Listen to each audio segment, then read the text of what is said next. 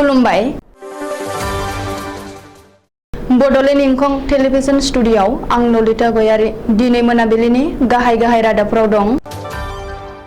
Doctor Ranoj Pegu Bodoland मुलुगसोलोंसालियाव नायदिंफैदों। उदांस्रिनि अमृत महोत्सवजों लोब्बा लाना गुवाहाटीनिफ्राय शिबसागरसिम साइकेल रेलीखौ गिबि मन्थ्रिया फ्लेग अफ खालामदों। रिसार्च पेपारखौ दानिफ्राय बिमा रावजों लिरनो हासिगोन। दरंनि एसपि, एएसपि आरो असिखौ सासपेन्ड खालामनो गिबि मन्थ्रिनि बिथोन। बिजनी बान्दब गोजौसिन फरायसालियाव आजादी का अमृत महोत्सवजों लोब्बा लाखिनानै हानजा सुरदों। 214 नं गथायबारि गुदि फरायसालियाव आजादी का अमृत महोत्सवनि हर तिरंगा मावफारिजों हानजा सुरनाय हाबाफारि। हादरारि मानास हाग्रामायाव आजादी का अमृत महोत्सवजों लोब्बा लाखिनानै जिब रेली। दावबायसा बर'आ डिमाकुसियाव अनसाय बिथांखि आरो एसटि, एससि आरो अबिसि बर्डनि अनसुंथाइनि चेक रानदों। दानिया फैदों आबुं रादाबाव।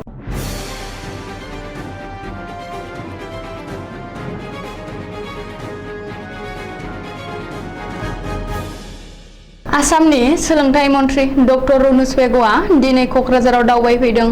सोलोंथाइ मन्थ्रि डक्टर रनज पेगुआ दिनै क'क्राझाराव दावबायफैनानै बड'लेण्ड मुलुगसोलोंसालियाव नायदिंफैयो आरो मुलुगसोलोंसालिनि खुंथायजों मोनसे रिभिउ मेलाव बाहागो लायो। सोलोंथाइ मन्थ्रिया दिनै बड'लेण्ड मुलुगसोलोंसालियाव नायदिंफैनायाव एबा रिभिउ खालामफैनायाव मदद खालामदों बिटिआरनि गाहाय प्रमद बर' आरो बिटिसिनि खुंथाया। सोलोंथाइ मन्थ्रिया सामलायनाय बे सावराय जथुमाव एबा रिभिउ मेलाव बड'लेण्ड मुलुगसोलोंसालिनि भाइस चेन्सेलर प्रफेसार लाइसाम लादु सिंहजों लोगोसे मुलुगसोलोंसालि खुंथाय बिटिआरनि गाहाय प्रमद बर', एमएलए जिरन बसुमतारी, मावफुं सोद्रोमा अरुप कुमार दे, एमसिएलए माधब छेत्री आरो बिटिसि सोलोंथाइ बिफाननि गोजौ थाखोनि मावख'गिरिफ्रा बाहागो लायो। बड'लेण्ड मुलुगसोलोंसालि खुंथाय बिटिआर खुंथायजों सावरायनायाव मुलुगसोलोंसालिनि सोलोंथाइ बिथिंजों लोगोसे माखासे गोनांथार आयदाफोरनि सायाव सावरायनाय जायो। बबेखानि बड'लेण्ड मुलुगसोलोंसालिनि फोरोंगिरिफोर, मावफारियाफोर आरो फरायसाफोरजोंबो सावरायदों होननानै सोलोंथाइ मन्थ्रि डक्टर रनज पेगुआ टुइटाराव टुइट खालामदों। भारत हादरनि 75थि उदांस्रि सान अमृत महोत्सवजों लोब्बा लाना गुवाहाटीनिफ्राय शिबसागरसिम मोनसे साइकेल रेली खालामदों। अमृत महोत्सवजों लोब्बा लानानै बानजायनाय बे साइकेल रेलीखौ दिनै गिबि मन्थ्रि डक्टर हिमन्त बिश्व शर्माया फ्लेग अफ खालामदों। बे हाबाफारिजों लोब्बा लाना Assam tree plantation and crop development corporation लिमिटेडनि मावख'आव दंफां गायनाय हाबाफारिबो लायो। बे दंफां गायनाय हाबाफारियाव गिबि मन्थ्रिजों लोगोसे केबिनेट मन्थ्रि उरखाव-गोरा ब्रह्म, एमपि कुइन अजा, बारग' एमपि राजन गहाय, रमेन डेका, एमएलए सिद्धार्थ भट्टाचार्य आरो आसाम सोरखारनि मावख'गिरिफोरजों लोगोसे गोबांसा सुबुंफ्रा बाहागो लायो। मख'नो गोनांदि भारत उदांस्रि अमृत महोत्सवजों लोब्बा लाना आरो आबहावा गुबुंनायखौ होबथानायाव सांग्रांथि होनायनि नोजोर आरो थांखिजों बे साइकेल रेलीखौ बानजायनाय जादों। गुवाहाटीनिफ्राय शिबसागरसिम बे साइकेल रेलीखौ Assam tree plantation and crop development corporation लिमिटेडनि आफादगिरि अशक शर्माया दैदेनदोंमोन। मख'नो गोनांदि साइकेल रेली खालामनाय हानजाया लामा दंफां फुलि गायलांगोन। बेनि थाखाय गिबि मन्थ्रि डक्टर हिमन्त बिश्व शर्माया अशक शर्माखौ टुइटारनि गेजेरजों साबायखर होदों।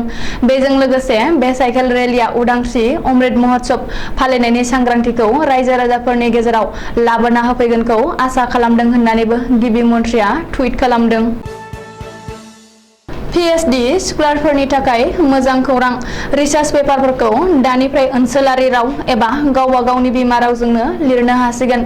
आसामनि रायजो बेंगिरि प्रफेसार जगदीश मुखिया दिनै बे बाथ्राखौ फोसावदों। मख'नो गोनांदि गुवाहाटी नोगोरमानि खारगुलियाव थानाय राजभवनाव खुंनाय हाबाफारियाव दिनै रायजो बेंगिरि प्रफेसार जगदीश मुखिया गोजौ सोलोंथाइनि माखासे खाबुफोरखौ फोसावदों आरो दानिफ्राय ओनसोलारि राव एबा बिमा रावजोंनो रिसार्च पेपार लिरनो हासिगोन होननानै बुंदों। सेन्ट्रेल इउनिभारसिटियाव प्रफेसार थिसननायनि बागैबो रायजो बेंगिरिया गोनां बाथ्रा फोसावदों। बबेखानि मुलुगसोलोंसालिफ्रा प्रफेसार थिसननायनि बागै खमैबो गांब्रै हादरारि थाखोनि खौरांलाइफोराव फोसावथाय होनो थाखायबो रायजो बेंगिरिया बिथोन होदों।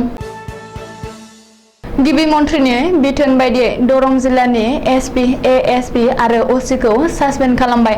दरंनि एसपि राजमोहन राय, एएसपि रुपम फुकन आरो टुला पुलिस थानानि असिखौ सासपेन्ड खालामनो बिथोन होदों गिबि मन्थ्रि डक्टर हिमन्त बिश्व शर्माया। मिथिनो हानाय बादिब्ला थांनाय बृहस्पतिबारखालि 13 बोसोर बैसोनि सासे उन्दै हिनजावसाया हरखाब जिउ फोजोबना लानाय जाथायखौ लोब्बा लाना कृष्ण कमल बरुवा मुंनि सुबुंखौ नायबिजिरनायाव लेहेमिया खालामनायनि अजदाव 3 पुलिस अफिसारखौ सासपेन्ड खालामनो गिबि मन्थ्रिया बिथोन होदों। मख'नो गोनांदि दिकेयाजुलियाव गावनि न'आवनो गोदोनियाव दौलें लगायना फोथैना लानाय थासारियाव बोखांनो हादोंमोन उन्दै बैसोनि हिनजावसानि सहखौ। गिबि मन्थ्रिया मैया डिजिपि भास्कर ज्योति महन्तजों लोगोसे हिनजावसानि दुखुथिया नखरनि सोद्रोमाफोरखौ लोगो हमना दुखुआव बाहागो लाहैफानानै उनाव एसपि एएसपि आरो असिखौ सासपेन्ड खालामनो बिथोन होदों। मिथिनो हानाय बादिब्ला पुलिस बिफाना जाथायखौ फोरमान महरै फट' आरो भिडिअ बुथुमनाय लेहेम खालामदों आरो टुला थानानि असिया हिनजावसानि नखरखौ नारसिननानै एजाहार होहोआखै होननानै गोख्रों अजद सिखांदों। ओरैहाय पुलिस बिफाननि सायाव सिखारनाय बे गोख्रों अजदखौ आबुङै नायबिजिरनो 3 सोद्रोमानि मोनसे SIT दानो थाखाय गिबि मन्थ्रिया डिजिपिखौ बिथोन होदों। गिबि मन्थ्रिनि बिथोन बायदियै बे SITनि 3 सोद्रोमानि गेजेराव 2 आइजो जागोन। मख'नो गोनांदि दुखुथिया नखरनो गंसे सोरखारि न' लुनो होनायजों लोगोसे अरुणोदय बिथांखियाव सोसननो थाखायबो गिबि मन्थ्रिया बिथोन होदों। भारतनि 77थि बोसोर उदांस्रि साननि आबुं जाखांफुनायाव बुब्लियाव चिरां जिल्लानि बिजनी बान्दब गोजौसिन फरायसालियाव गासै फोरोंगिरि आरो फरायसाफ्रा आखायाव तिरंगा एबा माहारियारि फिरफिला लानानै हानजा सुरदों। दिनै 13 आगस्ट फुंनि 6:30 रिंगायाव 33 नं बिजनी LACनि MLA अजय कुमार रायआ बे गोथार हानजा सुरनाय हाबाफारिखौ फ्लेग अफ खालामनानै जागायजेनहोयो।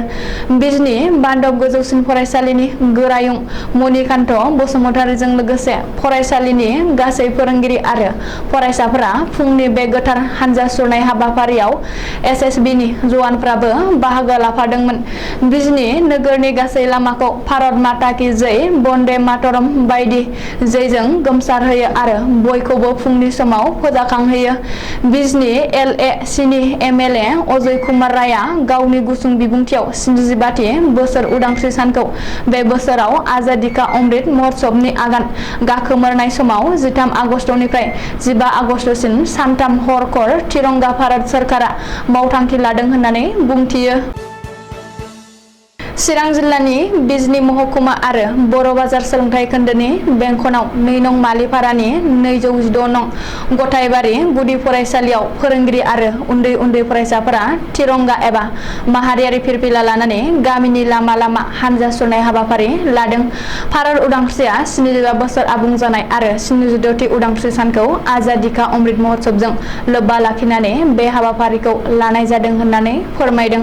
फोरोंगिरि आरो फरायसाफोरजों लोगोसे गामिनि रायजो राजायाबो बे हानजा सुरनाय हाबाफारियाव बाहागो लाफानानै हर-हर तिरंगा मावथांखिखौ जाफुंसार होनाय नुनो मोनदों। गामिनि गुदि फरायसालियाव बेबादि हाबाफारि लानो हानाया गमामायै जोबोर बाखनायथाव।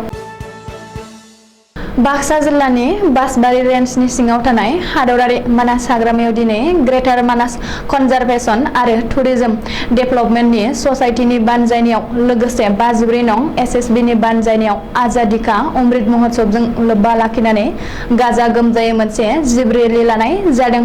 4000 हारिमायारि फिरफिला लानानै गं 100 जिबजों हादरारि मानास हाग्रामानि नैथि गेटनिफ्राय जागायनानै सालबारि महकुमासिम दावबायलांदों जिब रेलिनि हानजाया। दिनैनि बे जिब रेलिखौ हायुङारि मानास हाग्रामानि गाहाय लांगोनायाव फ्लेग अफ खालामनानै बेखेवनानै होयो सालबारि महकुमानि SDO लकिजयति दासआ आरो SDPO समिरन बैस' बिथांमोनहा ग्रेटार मानास कनजारभेशन आरो टुरिजम डेभेलपमेन्टनि ससाइटिनि बानजायनायाव आरो 14 आफादफोर आरो लोगोसे 54 नं बेटेलियान SSBनि हेफाजाबजों खुंजानाय बे जिब रेलियाव जायगानि रायजोफोर, फरायसालिनि फरायसाफोर गासैबो रंजा बाजायै बाहागो लाफैदों आरो बे रेलियाव बाहागो लानानै गासै हारि माहारियानो गावबा गावनि हारिमुखौबो बे रेलिनि गेजेरजों दिन्थिफुंदों। आजादी का अमृत महोत्सवखौबो जाफुंसार होनायनि थांखिजों उदांस्रि सानजों लोब्बा लाखिनानै लानाय हाबाफारि हर-हर तिरंगा बे हाबाफारिखौ दिनै जिब रेलिनि गेजेरजों दिन्थिफुंदों। अदालगुरि जिल्लानि फेरगाव दिमाकुसियाव दिनै बिटिआर सोरखारनि बिथिंनिफ्राय गुबुन गुबुन बिथांखिनि मुलाम्फागिरिफोरनो राङारि अनसुंथाइनि चेक रानदों। सुलुङाव फोरमायथिनाय बादिब्ला बिटिआरनि मावफुं सोद्रोमा दावबायसा बर'आ दिनै फेरगाव दिमाकुसियाव गोरिब थाखोनि सुबुंफोरनो अनसाय बिथांखिनि जोहै 5,000 रां अनसुंथाइ होदों। बेजों लोगोसे एसटि, एससि आरो अबिसि बर्डनिफ्रायबो गुबुन गुबुन गावारि सुंथा हानजाफोर आरो ओनसोलनि रेजिस्टार क्लाबफोरनो 20,000 राङै अनसुंथाइ होदों। गाव सुंथा हानजाफोरनो दाउ अमा फिसिनाय फार्म बानायनो आरो रेजिस्टार क्लाबफोरनो जार्सि बल बायदि बायनो थाखाय बिटिआर सोरखारा एसटि, एससि आरो अबिसि बर्डनिफ्राय 20,000 राङै अनसुंथाइ होदों। फेरगाव ब्लक इउपिपिएलनि नेहाथारि प्रणब बर'आ दैदेननाय बे हाबाफारियाव फेरगाव जिल्ला एसटि बर्ड, एससि बर्ड, अबिसि बर्डनि मासिगिरिफ्रा बाहागो लायो। दिनैनि बे मेलाव बिटिआरनि इएम दावबायसा बर', फेरगाव जिल्ला इउपिपिएलनि आफादगिरि निर्मल बर', नेहाथारि रुद्र बाहादुर छेत्री, एन्थनी बसुमतारी, बारग' आफादगिरि नन्दराम बर', आइजो गांखंनि आफादगिरि लपिता कछारी, फेरगाव ब्लकनि आफादगिरि बुद्धेश्वर बर', मनजित ताती, देरहासार बर'मोनहा बाहागो लानानै हाबाफारिखौ जाफुंसार खालामो। दिनै मोनाबिलिनि रादाबा एसेनोसै। गोजोन्थों।